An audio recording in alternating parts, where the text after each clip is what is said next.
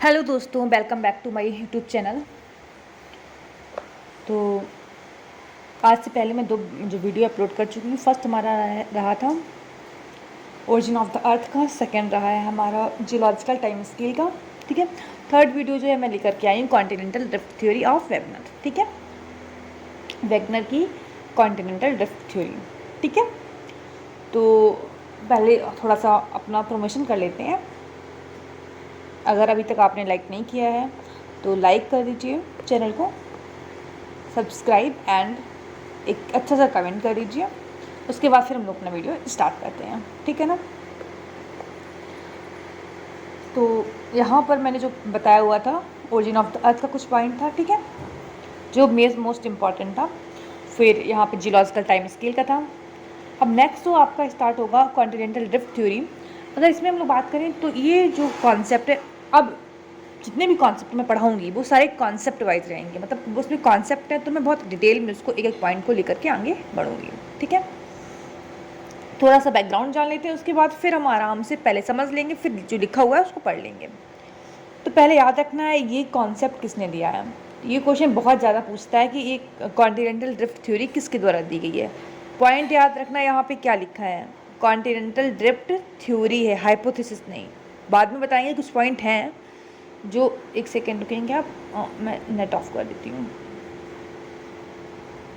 ठीक है, तो कॉन्टिनेंटल जो ड्रिफ्ट थ्योरी है वो किसने दी है, वैगनर्स ने दी है। ठीक है, कब आई है, 1920 में आई है।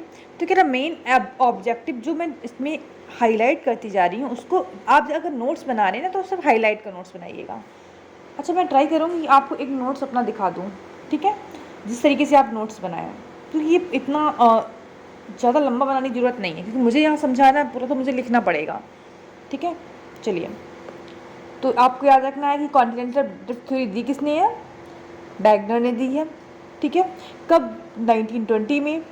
और इसके पीछे जो इनका मेन ऑब्जेक्टिव था वो डिस्प्लेसमेंट हाइपोथेसिस था। मतलब इनका कहने का ये था, उनको समझ नहीं आ रहा था भैया ये क्लाइमेट जो है अलग अलग जगहों पे कैसे कैसे ये होता ना कि वेरी कर रहा है। अभी समझा रहे हैं उसको आगे। उनकी एक बुक जो होती है, जो वो इंग्लिश में ट्रांसलेट करते हैं, उसका नाम क्या है वो याद रखना है, डाई इनस्टी हंग देर कॉन्टिनेंटी एंड ओशियनी। ठीक है, ये उनकी बुक का नाम है, ये दिमाग में रखना है। कब ये ट्रांसलेट हुई थी, 1924 में ये ट्रांसलेट हुई थी। ठीक है, 1922 में आ गई थी, बट हमारी जो बुक है इस टाइम ये आपकी इंग्लिश में ट्रांसलेट हुई, क्योंकि ये पहले जब तक इंग्लिश में ट्रांसलेट नहीं थी तो बहुत सारे लोग उसको पढ़ नहीं पा रहे थे ना, प्रॉब्लम ये थी। ठीक है, चलिए आगे आते हैं। फिर आगे हम लोग बात करेंगे। देखिए यहाँ पर अगर बात थोड़ा सा समझते हैं पहले, फिर इसको पढ़ते हैं। देखिए जो हमारे वैगनर जी थे उनके सामने दो पॉइंट आते हैं, उनको समझना था क्लाइमेट कैसे चेंज हो रहा है।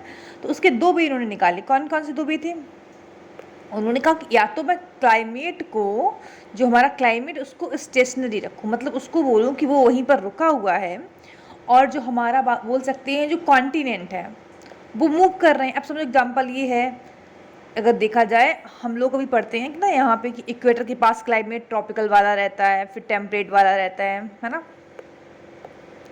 ये ट्रॉपिकल वाला क्लाइमेट है, फिर यहाँ पर ये टेम्परेट वाला क्लाइमेट है, उसके बाद फिर अगर बात करें हम लोग पोलर वाला। ठीक है, इस टाइप से हम लोग पढ़ते आए हैं। तो सेम चीज़ उन्होंने क्या कहा कि इनके पास दो पॉइंट निकले कि हम क्लाइमेट को स्टेशनरी रखें। मतलब क्या है कि क्लाइमेट, यहाँ का क्लाइमेट अलग होता है ना, यहाँ का अलग, यहाँ का अलग, इस टाइप का है, और जो कॉन्टिनेंट है वो मूव कर रहे हैं। ठीक है, एक पॉइंट ही आया। दूसरा, बिकॉज ऑफ कॉन्टिनेंट मूव कर रहे हैं तभी क्या हो रहा है, क्लाइमेट चेंज हो रहा है। सेकेंड उनके पॉइंट, उनके दिमाग में क्या पॉइंट आया, जो बे था फर्स्ट सेकेंड ये आया, उन्होंने कहा कि नहीं एक काम करते हैं, कॉन्टिनेंट को स्टेशनरी रखते हैं और हम क्या बोलेंगे, क्लाइमेट जो है वो चेंज हो रहा है। दो पॉइंट है, एक तो क्लाइमेट को स्टेशनरी रखो तो कॉन्टिनेंट चेंज हो रहे हैं, और कॉन्टिनेंट अगर स्टेशनरी रखो तो क्लाइमेट चेंज हो रहे हैं। ठीक है, इस तरीके से उन्होंने सोचा कि हम जो क्लाइमेट चेंज है उसको समझ सकते हैं कि क्यों क्लाइमेट चेंज हो रहा है। आया समझ में ये बात। तो कह रहा है इनके पास जो क्लाइमेट चेंज जो हो रहा था उसको बताने का दो तरीका आया, जो मैंने आपको बता दिया है। ठीक है, पहला क्या था, हमने कॉन्टिनेंट को स्टेशनरी रखना है, और अगर बात करें पूरी जियोलॉजिकल हिस्ट्री में मैंने कहा कि भाई कॉन्टिनेंट जहाँ थे वहीं पर हैं, ठीक है, और जो क्लाइमेटिक जोन है वो बार बार वेरी कर रहे हैं, इसी वजह से क्या है, पूरा क्लाइमेट चेंज हो रहा है। उसके बाद हम लोग बात करें, उन्होंने क्या कहा कि क्लाइमेट कंडीशन,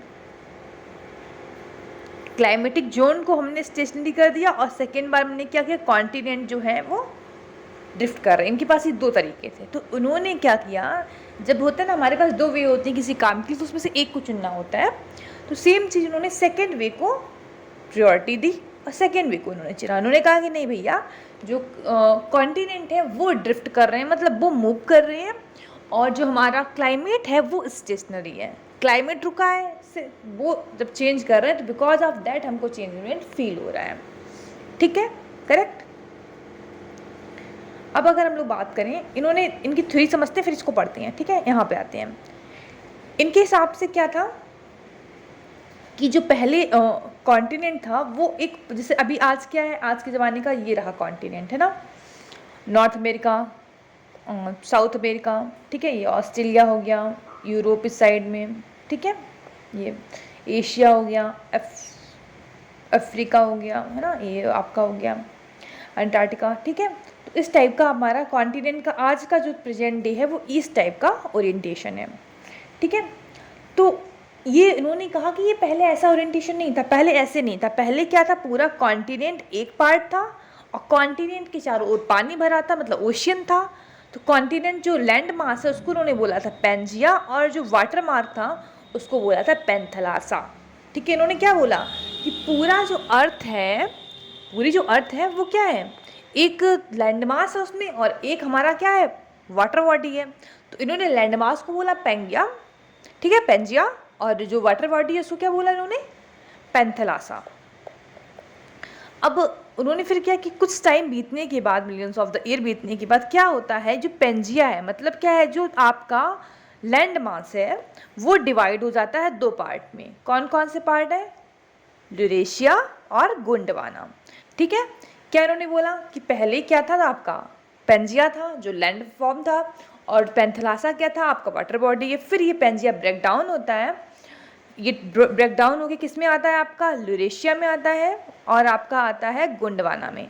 अब समझो एग्जांपल, ये चीज़ थी कोई, ये ब्रेक डाउन होगी, तो बीच में ये ऐसे करके ये ऐसे हुई ना, तो बीच में जो जगह थी जहाँ पे पानी होगा, नॉर्मल सी बात है, वो पानी को उन्होंने क्या बोला, टेथस सी बोला। क्या बोला, टेथस सी। 3 पॉइंट याद रखनी है, यूरेशिया, गोंडवाना, बीच में जो पानी हुआ उसको उन्होंने बोल दिया टेथस सी, ठीक है। फिर इन्होंने बोला कि फिर धीमे धीमे क्या होता है कि ये जो यूरेशिया है वो भी फर्दर डिवाइड होता है, ठीक है, फर्दर डिवाइड होता है। किस में डिवाइड होगा ये भैया, ये नॉर्थ अमेरिका, यूरो जो है एशिया का पार्ट, ठीक है। एशिया के पार्ट में अगर अभी जो इंडिया मिला हुआ है, पहले इंडिया नहीं मिला था, बाकी जो पार्ट बात करें वो, और यूरोप वाला हिस्सा, ये सारा यूरेशिया का पार्ट है। अगर हम लोग बात करें गोंडवाना का कौन कौन सा पार्ट है, तो साउथ अमेरिका, अफ्रीका हो गया, मेडागास्कर हो गया, इंडिया हो गया, ऑस्ट्रेलिया हो गया, ये सब किसका पार्ट है, हमारा गोंडवाना का है, ठीक है। तो यहाँ पे दिख रहा है नॉर्थ अमेरिका, यूरेशिया, जो यूरेशिया बोलेंगे यहाँ सही है, ठीक है, यूरोप प्लस एशिया जो पार्ट था वो आपका यूरेशिया का पार्ट है, और नीचे जो जितना बचा हुआ है सारा आपका किसका पार्ट हो गया, गोंडवाना का, ये इन्होंने बोला। और फिर ये फर्दर मूवमेंट किया, और ये अब आपका जो है प्रेजेंट डे जो आपका अर्थ है वो फॉर्म हो गया, ठीक है, ये बोला गया। इतना समझ आया कि पहले क्या था आपका, आराम समझते चलिए, ठीक है, एक बार समझना एकदम क्रिस्टल क्लियर करके, उसके बाद मैं इसके क्वेश्चन भी कराऊंगी, ठीक है। पेंजिया हो गया, पेंजिया था, पेंथलासा पानी वाटर बॉडी थी, उसके बाद ब्रेक डाउन हुआ यूरेशिया और गोंडवाना में, बीच में आपका टेथस बन गया, और फिर ये यूरेशिया फर्दर डिवाइड हुआ आपका यूरेशिया और नॉर्थ अमेरिका में, और आपका गोंडवाना डिवाइड हुआ आपका अंटार्कटिका, ठीक है, साउथ अमेरिका, अफ्रीका, इंडिया और ऑस्ट्रेलिया। अब एक चीज़ देखिए, जैसे इस वाले से ज़रा इसको कंपेयर करिए, तो ये आपका यहाँ से डाउन हुआ, और ये जो थे ना वो नॉर्थ वर्ड मूवमेंट हुआ, ठीक है।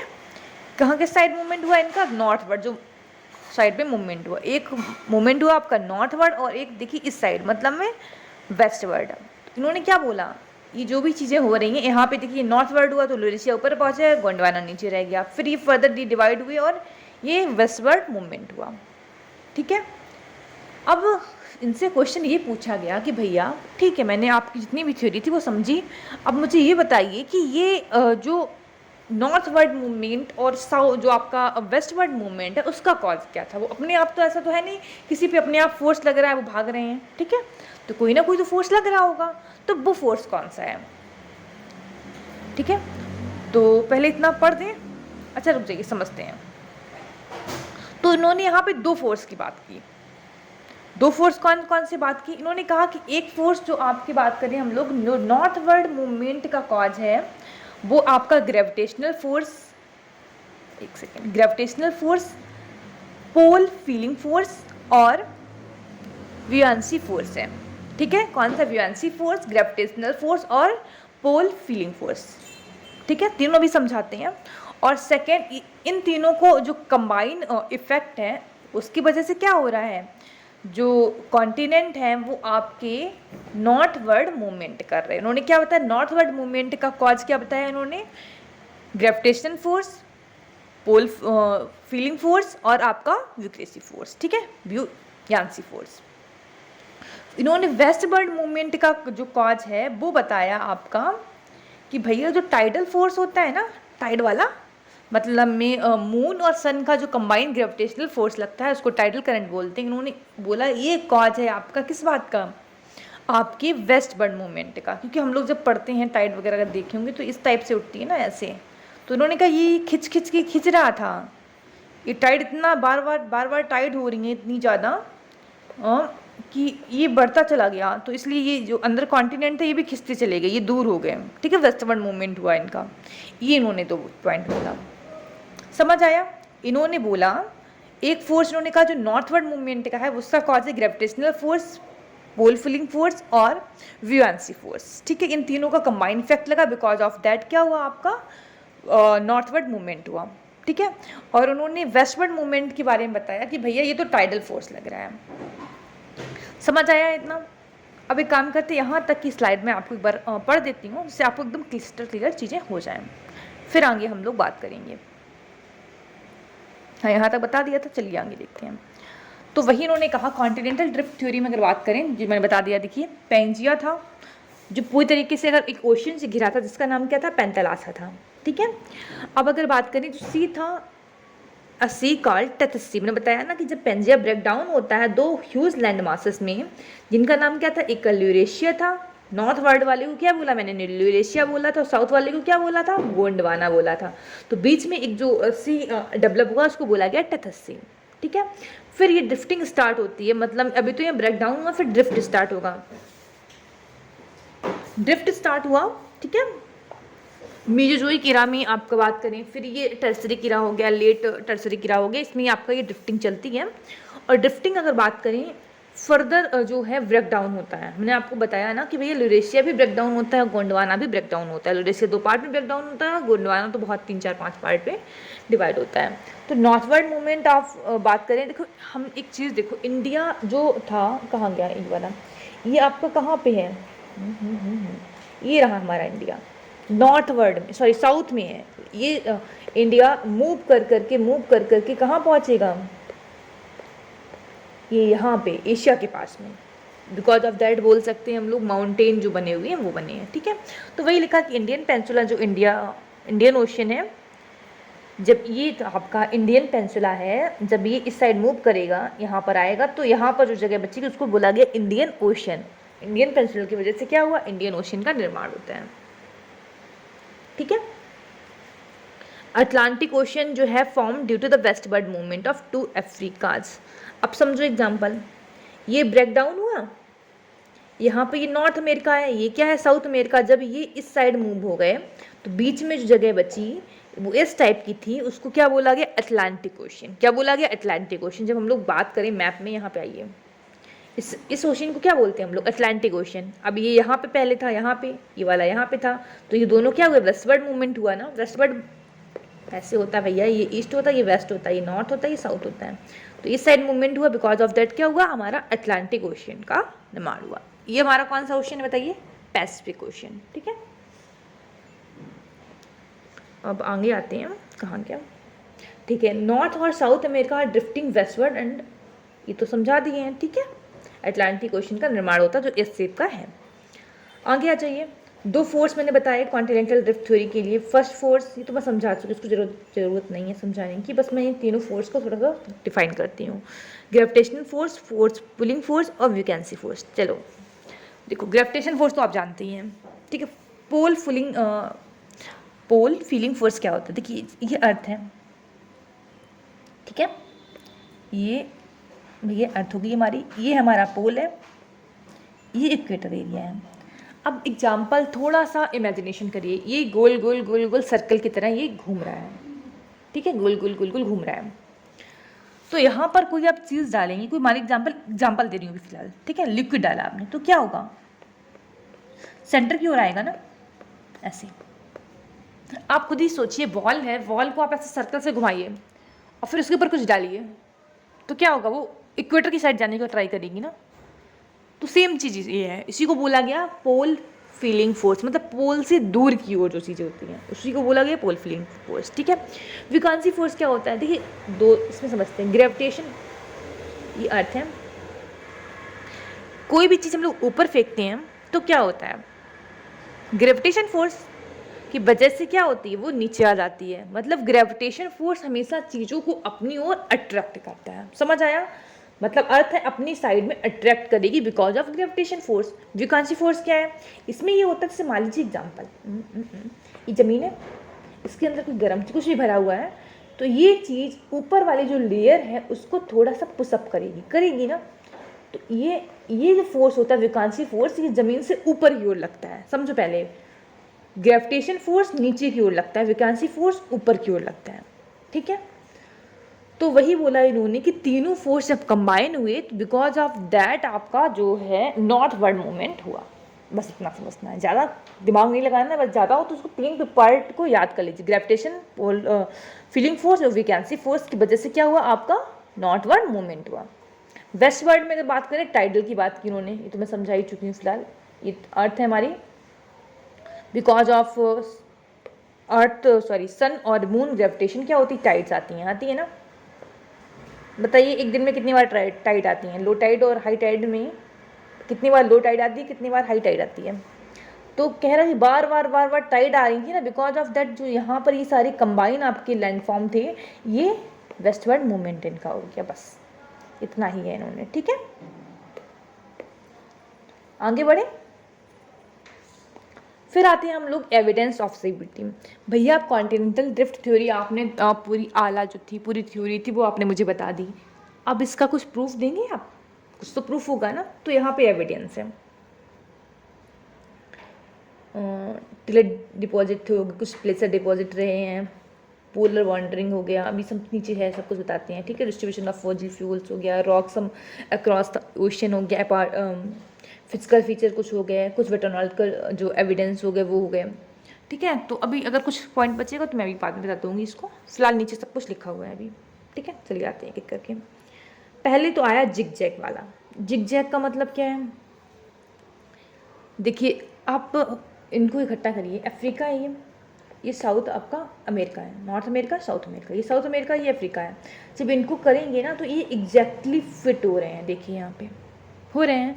मतलब इसका क्या, ये ब्रेक पहले एक पार्ट होंगे ना तभी ये ब्रेक डाउन। कोई भी चीज़ हम लोग जिगजॉग जो आता है ना, वो आप देखेंगे पिक वाला रहता है ऐसे करके ना, उसमें ऐसे करके किसी में ऐसे होल होता है, तो जब तक आप उसको एग्जैक्ट फिट नहीं करेंगे वो एग्जैक्ट पिक्चर नहीं बनती है।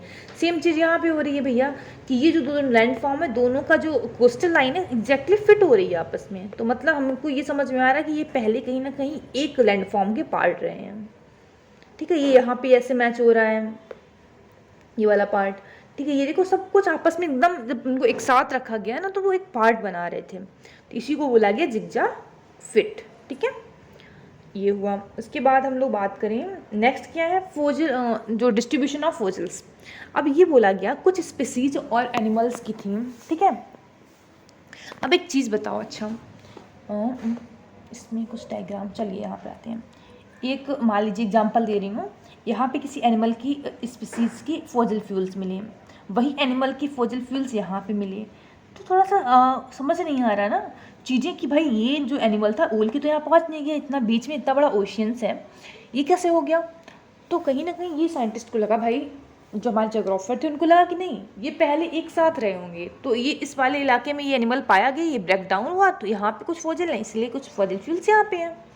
आया समझ रहे हैं? क्योंकि ऐसा तो नहीं है ना कि भाई ये यहाँ से बीच में इतना बड़ा अटलांटिक ओशन है, पैसिफिक ओशन होने के बाद ये उड़ के पहुँच गए, ऐसा तो नहीं है। ठीक है, देखो यहाँ पे लिखा है फॉसिल्स रिमेन्स, इस वाले एनिमल्स की फॉसिल्स इस वाली लाइन में मिले हुए हैं आपके, है ना। ये आपका फ्रेश वाटर जो रेप्टाइल है मेसोसोरस, उसका जो है यहाँ पर मिला हुआ है, इसमें भी है, मतलब बोल सकते साउथ अमेरिका के साउथर्न पार्ट में, और आपका साउथ अफ्रीका उसमें अफ्रीका में पाया गया। ठीक है, ये वाली बेल्ट बहुत फेमस है, फर्म की जो बेल्ट मिली है। ठीक है, ये वाली, ये आपका ऑस्ट्रेलिया में भी है, अंटार्कटिका में भी है, समथिंग लास्ट इंडिया जो हमारा साउथ इंडिया है उसमें ये सारी पूरी बेल्ट मिली हुई है। तो वही चीज़ बोला गया कि फॉसिल फ्यूल्स की जो बेल्ट थी वो कंटिन्यू है, बस जो कॉन्टिनेंट है वो अलग अलग हो गए हैं। ठीक है, क्लियर। थर्ड बोला गया है प्लायोक्लाइमेटिक एविडेंस। देखिए कोल जो होता है वो रियली में जो बनता है वो बनता कहाँ पे है आपका क्लाइमेटिक जोन में। ठीक है ना, क्लाइमेटिक जोन का मतलब किस क्लाइमेटिक जोन में, ट्रॉपिकल एरिया में। लेकिन हम क्या देख रहे हैं इस टाइम, जो पर्टिकुलर ये टाइम है, टेम्परेट और पोलर रीजन में पाया गया है। मतलब क्या है, इससे एक चीज़ समझ में आ रही है कि जब ये बनता ही नहीं है पोलर उसमें, तो फिर ये आया कहाँ से पोलर एरिया में और उसमें। नॉर्मल सी बात है, जो आज का पोलर एरिया है वो पहले कहीं ना कहीं ट्रॉपिकल एरिया रहा होगा, है ना। तो ट्रॉपिकल एरिया रहा होगा, बिकॉज ऑफ दैट वहाँ पे कोल बना, और अब वो जो कॉन्टिनेंट है वो शिफ्ट हो गया है टूवर्ड्स द पोल एरिया। समझ आया ये बात। फिर आते हैं हम लोग बायोलॉजिकल एविडेंस में। कुछ और भी घटनाएं मिली हैं, जैसे कि अगर बात करें हम लोग यहाँ पर, एक जो लैमिंग एनिमल्स है उसकी एक टेंडेंसी होती है। ठीक है, ये टेंडेंसी देखी गई है कि ये वेस्टवर्ड मूवमेंट करता है लैंड पे in the search of food, मतलब ये इस साइड मूवमेंट करता है। अब देखो दिक्कत क्या हुई मेन, समझाते हैं ना इसको। तो ये वेस्टवर्ड मूवमेंट करता है, देखो यहाँ पे लिखा हुआ है। अब लेकिन बीच में पहले तो ये दोनों लैंड यहाँ पे जुड़े हुए थे। ठीक है, तो ये वेस्टवर्ड मूवमेंट करते थे in the search of food. ठीक है, उनकी आदत बनी हुई थी, वही आदत अभी तक है, वो आदत उनकी गई नहीं है। लेकिन प्रॉब्लम क्या है, यहाँ पे लैंड की जगह यहाँ पे आ गई है वाटर बॉडी। क्या हो गया यहाँ पे, वाटर बॉडी। तो ये अब जा रहे हैं, तो जो आपका मास सुसाइड देखा गया, मतलब उनको लग रहा है यहाँ पे लैंड है लेकिन नीचे तो पानी है, ओशियन है, तो उसमें वो गिर जा रहे हैं, उनकी डेथ हो जा रही है। बहुत सारे जो है एक साथ मास जो सुसाइड है वो देखा गया है लैमिंग जो एनिमल्स है उसका। ठीक है, एक रोडेंट है ये।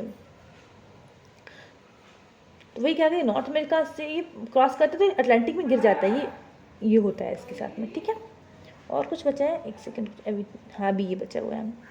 परमो जो कार्बोनिफोरस ग्लेशिएशन है, देखिए ये है ये वाला इलाका, ये वाला पूरे इलाके में जो है आपके जो बोल सकते हैं मोराइंस, आप पढ़े होंगे शायद या फिर सुने होंगे नाम, भी तो मैं पीछे पढ़ाऊँगी आगे आने वाले चैप्टर में। ठीक है, मोराइंस क्या होते हैं आपके बोल सकते हैं, जो जहाँ पे ग्लेशियर्स होते हैं उसका एविडेंस होता है कि यहाँ पे ग्लेशियर थे, वहाँ पे मोराइंस बनती हैं। ठीक है, तो उसके डिपॉजिट्स यहाँ पे मिले हुए हैं। इस इलाके में बहुत सारी ऐसी चीज़ें मिली हैं जो आपकी बोल सकते हैं ग्लेशिएशन एज से कांटेक्ट करती हैं। ठीक है, कनेक्ट रहती हैं। तो अब वही बोला गया कि इस वाले इलाके में सिर्फ कैसे है, तो पूरा पोलर एरिया है नहीं। इंडिया कहाँ पोलर है, ऑस्ट्रेलिया कहाँ पोलर में है।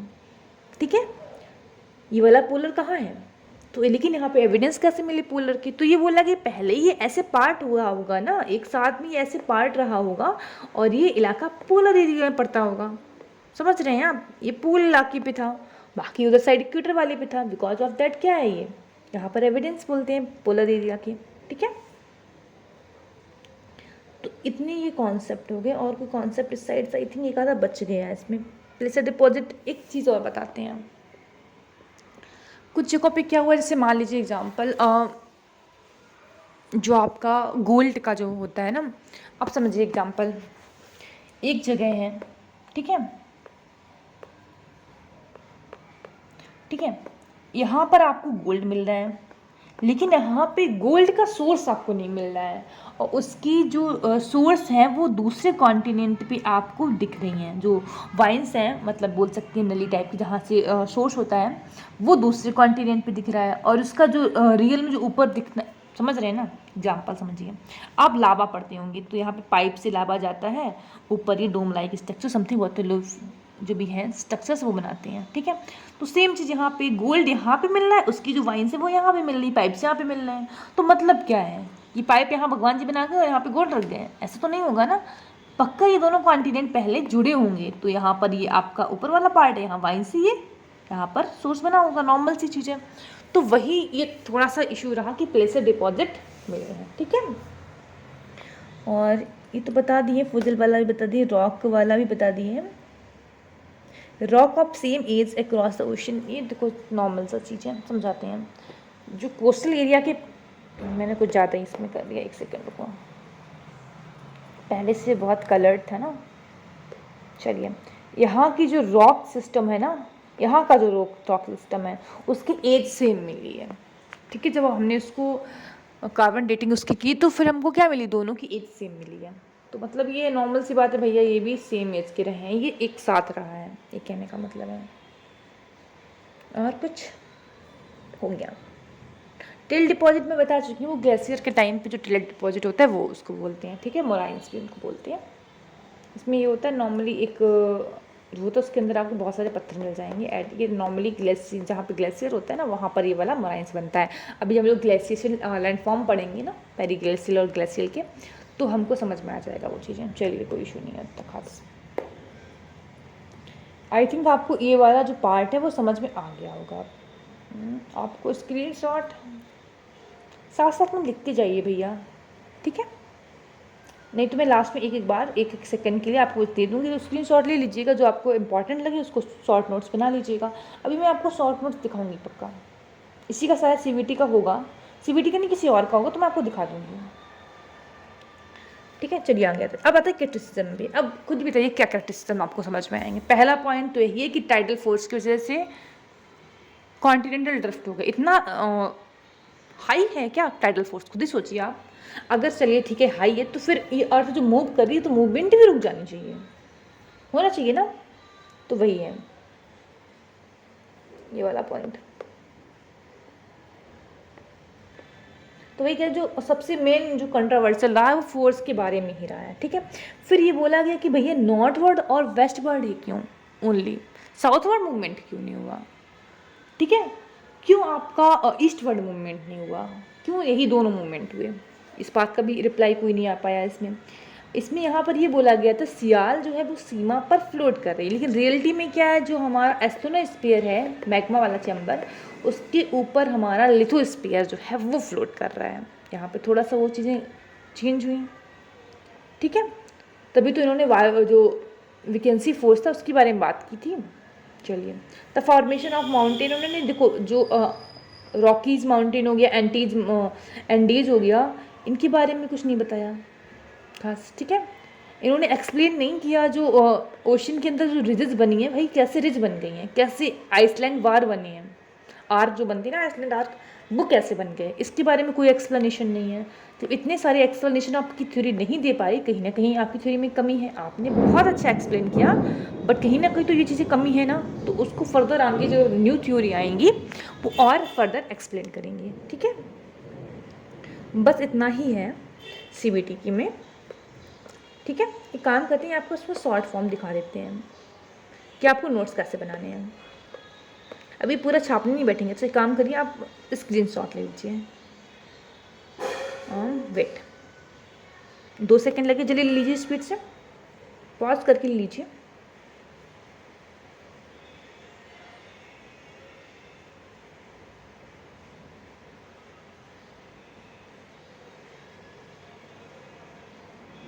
हो गया, 1 सेकंड।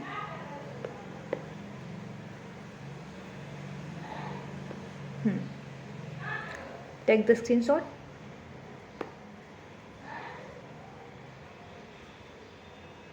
सीबीटी इसको बहुत शॉर्ट में लिखना है, इतना समझाना जो मैंने एविडेंस समझाया इतना ज़्यादा नहीं लिखना है उसको, 2 लाइन में करके ख़त्म करिए उसको, ठीक है, बस इतना ही था। चलिए इसका मैं आपको दिखाती हूँ नोट्स, ठीक है। वेट तो प्लेस्टोसीन वाला है, आई थिंक इसका नहीं है। हाँ अब देखिए, प्लेट टेक्टोनिक तो नहीं, सी फ्लोर स्प्रेडिंग भी नहीं है, कन्वर्जेंट डाइवर्जेंट, हाँ देखिए जरा, कॉन्टिनेंटल ड्रिफ्ट थ्योरी, टोटल इतने में मैंने इसको किया है, इतना, और एक पार्ट शायद होगा, थोड़ा बहुत और होगा, नहीं इतना ही है, ठीक है। यहाँ से आप कॉन्टिनेंटल ड्रिफ्ट स्टार्ट हुई, आप देख लीजिए क्योंकि इसमें पेन नहीं अभी फिलहाल चलने वाला है, क्योंकि मैंने इसको नॉर्मली उस पर खोला हुआ है, ठीक है।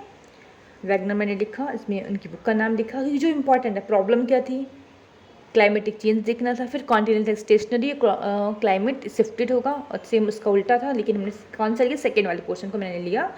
उसके बाद एक सुपर कॉन्टिनेंट था जिसका नाम पेंगिया था, और जो कार्बोनी फॉरेस्ट में बिलोंग करता था, ठीक है, ये बोला गया था। उसके बाद यूरेशिया और गोंडवाना में ब्रेक डाउन हुआ, यूरेशिया से आपकी north America, Africa, sorry Europe और एशिया बना। इसको यूरेशिया को और क्या बोलते हैं, अंगारा लैंड बोलते हैं, ठीक है। और गोंडवाना हुआ, फिर गोंडवाना में इतने पार्ट हुए। पेंथलासा जो है प्री मेडिकल स्पेसिफिकेशन बना, does not desire to the condition under the pre Carboniferous, खत्म हो गया, सिर्फ इतना है। एविडेंस जो है मैंने नहीं इसमें लिखा है, क्यों, क्योंकि मुझे याद थे पहले से भैया। अगर आपको एविडेंस पहले से याद है तो फिर आपको वो लिखने की ज़रूरत नहीं है, शॉर्ट नोट्स है। पहली बात ये है, आप पूरा का पूरा छापना नहीं है, आपको जो चीज़ें बहुत फिंगर टिप पे पहले से याद है तो उसको नहीं करने की ज़रूरत है। अगर आपको फिर भी एविडेंस लिख रहा है तो आप छोटा सा देखिए, इसमें ही देखिए पहले, वेट, आप यहाँ पे इस जैसे ये एविडेंस का बना हुआ है ना, कहाँ गया, इस टाइप का कोई फ्लो चार्ट बना लीजिए। आपने बीच में सर्कल बनाया, आपने लिखा एविडेंस, फिर आपने लिख दिया प्लेजर रिवर्डेज हो गया, ये हो गया, समथिंग हो गया। अगर मान लीजिए एग्जाम्पल कोई चीज़ में थोड़ा सा कन्फ्यूजन हो रहा है, जैसे आपने लिखा यहाँ पर एग्जाम्पल, इसमें से कोई लेते हैं, प्लस 2 क्लाइमेटिक एविडेंस, ठीक है। इसके बारे में आपको थोड़ा सा आपको नहीं पता है, आपको नाम से क्लियर नहीं हो रहा, तो इसके आगे थोड़ा सा करके एरो लिख दीजिए यहाँ पे, बस खत्म हो गया। बाकी आपको जो क्लियर है, प्लेसर डिपॉजिट क्लियर है, फॉजिल का क्लियर है, तो उसमें लिख दीजिए। आपको फॉजिल में आपको एग्जाम्पल देने के लिए आप भूल रहे हैं, तो फिर यहाँ पर छोटा सा एग्जाम्पल लिख दीजिए, खत्म करिए। तो एक पेज में ये एविडेंस हो जाना चाहिए। एक पेज छोड़िए भैया, एक कॉर्नर, सिर्फ कॉर्नर चाहिए इतना बड़ा, उसमें आपका एविडेंस, मतलब में आपका एक पन्ना ओनली, जो A4 साइज होता है ना, उसका एक साइड से ऊपर किसी भी कीमत पर नहीं होना चाहिए CDT थ्योरी। मेरा तो एक पेज छोड़िए, मेरा तो 1/4 पेज में कंप्लीट मैंने इसको किया है ना। आप देखे ही होंगे वो जो दिखाया है पूरा पेज, वो जो A4 साइज ऐसे होता है ना, ऐसे, तो इसको मैंने डबल पार्ट में डिवाइड किया है, फिर इस साइड इतना ही पार्ट लगभग कवर हुआ है। इस पूरे एक पेज में मैंने सारी थ्योरी कवर कर ली है, सारी की सारी, समझ रहे हैं आप। तो एक चीज़ याद रखनी है, बस थोड़ा सा ध्यान देना है और शॉर्ट नोट्स बनाना है, जिससे आपके अगर मैं अपनी बात करूं तो मैंने पूरा जियोमॉर्फोलॉजी का इससे बात करें तो आई थिंक 12 या 13 पेज में मैंने पूरा जियोमॉर्फोलॉजी ख़त्म किया हुआ है। ऐसा नहीं है आपका भी सेम ही होगा, आपका हो सकता कम हो जाए और ज़्यादा हो, जो आपको फिंगर टिप पे पता होती है उसको नहीं लिखने की ज़रूरत है। आप लिख भी रहे तो बहुत शॉर्ट में लिखिए उसको, कि जिससे वो एक बार माइंड में आ जाए, बस हो गया ख़त्म, ठीक है। चलिए thank you so much. Next आपका फिर आएगी आपकी, कहाँ गया ये, आपका एविडेंस ऑफ, नहीं सॉरी, ठीक है, ये सी फ्लोर स्प्रेडिंग थ्योरी, ठीक है। तब तक के लिए धन्यवाद। लाइक सब्सक्राइब जरूर करिएगा, ये लाइक सब्सक्राइब एंड कमेंट कर दिया करिए, है ना, थोड़ा सा अच्छा मोटिवेशन मिलता है एकदम कि हाँ कोई कमेंट आया है ना। चलिए, और लास्ट चीज़, जय हिंद, मिलते हैं नेक्स्ट वीडियो में, तब तक के लिए टेक केयर।